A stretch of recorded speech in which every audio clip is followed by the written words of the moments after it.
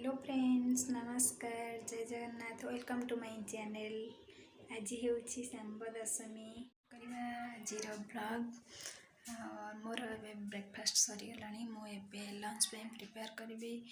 आज चलते देखा मोर आज लंच रे आज कौन प्रिपेयर करुँच। सांब दशमी मुझे सांब दशमी आज लंच रे कौन कौन करी देखा आसतु। भात करी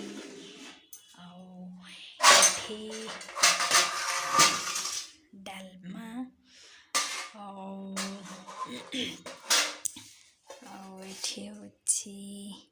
कोबी छिंचड़ा